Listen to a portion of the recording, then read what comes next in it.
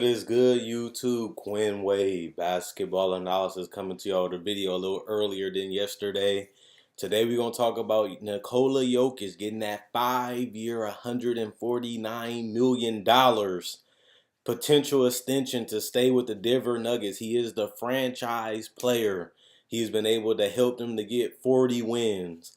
They've been developing young talent. They've been getting better, and now they want to shore up the player that they helped develop. A guy that showed that he has the work ethic.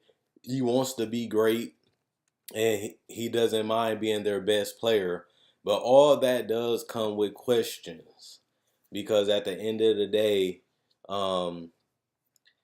there's only a certain amount of room that you really can do. And with him getting the max and Chandler opting back into his contract, and you have Paul Millsap making $90 million, it's very really, and Gary Harris also too got an extension last year. Um, this team, is that going to be good enough? Is they satisfied with this roster? What the question is going to be to me, because they ain't gonna have no wiggle room to really improve getting other free agents, because they're committed to the players they already have developed and have drafted, which is good because you know who they are, you know their work ethic, you know what they do, you know what they're good at, and you know what you can get out of them, and you know who they are. Like I said, that's mostly an important thing, to know who you got. Like I said, there's no point of trading for somebody trying to figure it out when you have a nucleus and a core that works well together, plays well together, and know each other, and they can grow together. And that's something that they have right now in Denver. But the question to me is, after you offer and get the response from Nikola Jokic, they declined his option so that way they can sign him to extension. They're the only team that can offer him a 5-year deal because he was already with Denver. They can offer him the most money because they can offer him that 5th year, and declining that option, they basically guaranteeing that they can get Nikola Jokic. He can get as many touches as he wants. He can play as many minutes as he wants. This is his team, and they had to get rid of a lot of players and try to find a way to win with Jokic as basically their best player. Personally, I like Millsap, but he's not better than Jokic. I had Jokic on my All NBA team. The guy averaged 18 points a game. The guy shot 39% from three, 85% from the free throw line, 10 rebounds, gave you 6 assists a game. Also, one steal and almost a block a game. So the guy has shown you all around talent. He showed you that he can rebound the ball, he can score the ball, he can pass the ball, he can play within a team concept, he can be the guy when you need it. He's a team player, always looking for his teammates, getting a lot of triple doubles the last couple seasons, making a name for himself. People look at Jokic as one of the best big men in the league, and that's because he put the work in, adjusted, adapt, and learned the game of basketball, and now he's taken over. But the bigger concern to me is that yes, they can grow together. Yes, they can continue to develop. Yes, they can continue to plug in pieces around this nucleus if they continue to keep it intact. But will this be enough in the West?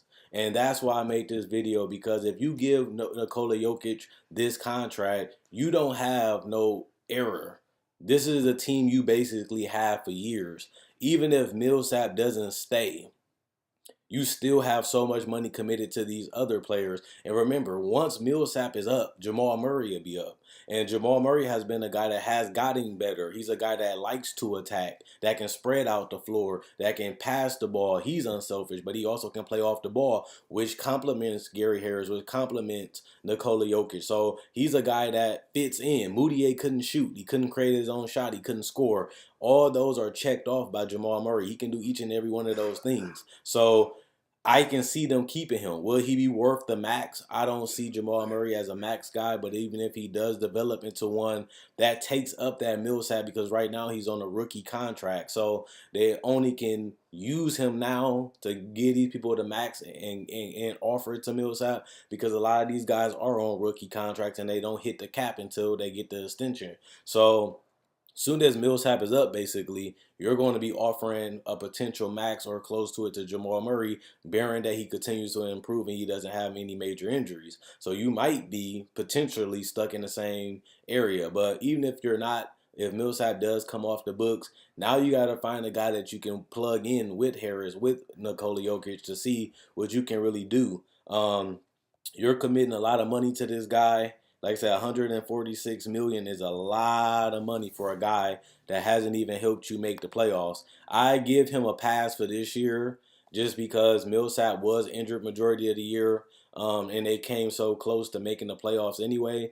And with that being said, he showed that he can potentially carry a team. He did need more help.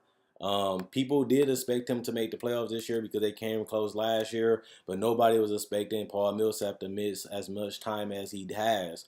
But one thing I would definitely say is this Denver team is going to be an intriguing team to watch. They're going to be very interesting, especially with people like Wilson Chandler coming off the books next year. Add in a guy like Michael Porter Jr. that can give you that size, that can play the three, that can play the four, that can shoot the ball, can handle the ball, gives them more versatility because he can do more offensively than a Wilson Chandler, and he's younger, so he can grow in with this core of Gary Harris, Nikola Jokic, um, and Jamal Murray.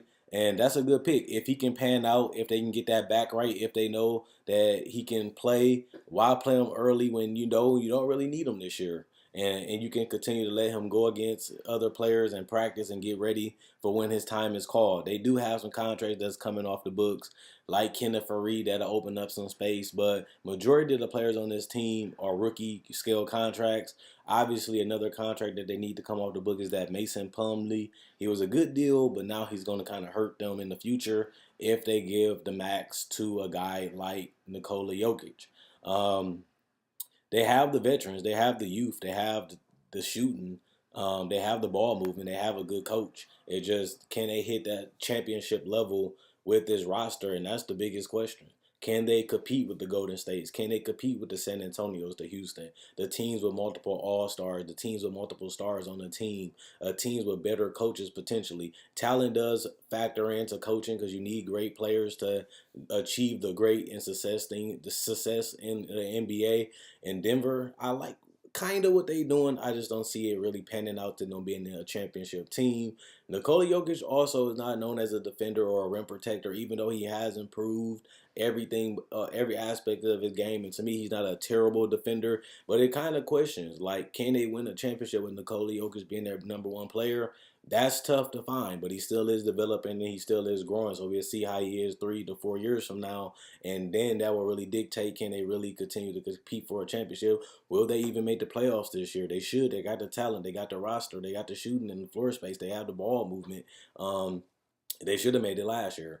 But at the end of the day, we're definitely going to see how high he can really take this team, how good they can really be. We see it on paper and we don't see it how it's going to work. But if they play together and continue to grow, this team can hit another level. But can they hit that championship level is going to be the biggest question. Another question to me is definitely going to be, how is they going to continue to build this roster? Like, what direction are they going to continue to go in? And that's an important thing because nobody on this team is known as a defender besides Millsap. How are you going to guard the Golden States? How are you going to compete and score with the Rockets when they have two-way players and you don't really have any two-way players? Plus, you got to think about it, their backcourt. Their backcourt is a little undersized because Gary Harris isn't the tallest, isn't the biggest shooting guard in the game. Kind of like C.J. McCollum and Damian Lillard. They're not that big. They can shoot. They can handle the ball a little bit, but they're undersized right now. Even though Damian Lillard, he's about size, but C.J. McCollum is a little undersized, and they've been mediocre. They've been good enough to make it to the playoffs. They sometimes made it to the second round, but they are nowhere close to being a championship contender. And they have a lot of money committed to Dame. They have a lot of money going to McCollum, and same thing going with Paul Millsap, Gary Harris, and Nikola Jokic. So we're going to see how much they develop.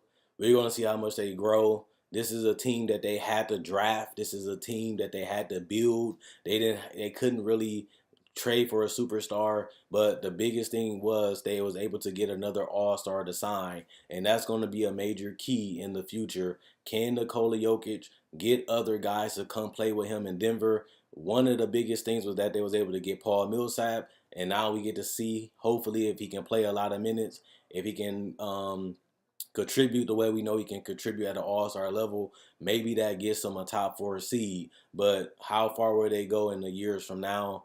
Or will they get phased out? Just because they look good this year, just because they look good on paper, is not a guarantee that they're gonna make the playoffs. It's not a guarantee that they're going to be a great team just because they look good now. Injuries happen, trades happen, free agency happens, and teams can pass you up, teams can lap you up, and you can basically get phased out of the league. And one thing I give them credit is that at the end of the day, NBA centers are coming back. You see Jahlil Okafor, you see Karl Anthony Towns, you see Joel Embiid, you see DeMarcus Cousins. You're starting to see a lot of influx of big men. Bamba just came in. Obviously, you still got DeAndre Ayton coming in. Maybe the league goes back to big men's, perimeter-oriented big men's that can still post up. That's probably the future, and Jokic is one of those guys. He was able to get in where he fit in. He was able to adapt, and he was able to adjust, and he was able to go out there and become a modern-day big.